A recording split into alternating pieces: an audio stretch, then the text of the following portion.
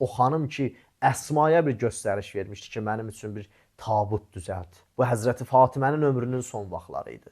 Ki, bir evin müsibətin, insan bu cür düşünsə, insafən ürəyi qan ağlayar. İnsan həqiqətən buna dözə bilməz bu şey. Ki, Həzrəti Fatimə Peyğəmbərdən sonra hətta təbəssüm belə eləməmişdi. Hətta belə mübarək gülüş o mübarək camalına dəyməmişdi Həzrəti Fatimənin. Ta o ki, o zaman idi ki, Əsmaya verdiyi göstərişlə evinə bir tabut gətirdilər. Həzrəti Fatimənin mübarək çöhrəsi təbəssüm elədi, güldü.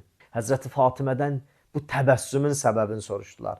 Dedi, buna xatir ki, mənim cənazəmdə belə bədənim bilinməz.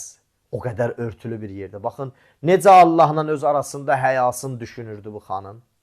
Amma ürək ağrıdan məsələlərdən biri budur ki, belə bir şəxsiyyətli, belə bir Allah yanında hörmətə malik olan xanıma nə hörmətsizliklər olundu? Eyni halda görəsən, bu xanımın evində olan o tabutu, o körpə balalar görəndə hər gün nə hiss keçirirdilər?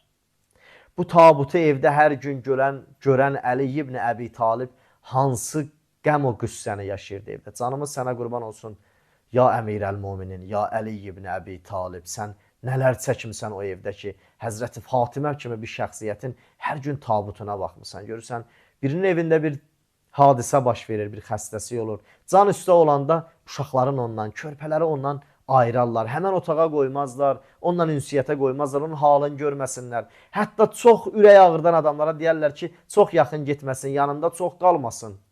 Ki, Həzrəti Fatimənin tabutu evdə alənin gözü qabağında. Hər gün gözləyirdilər ki, o gün o tabut hər an xatırladırdı Həzrəti Fatimə müvəqqəti bu evdə qonaqdır.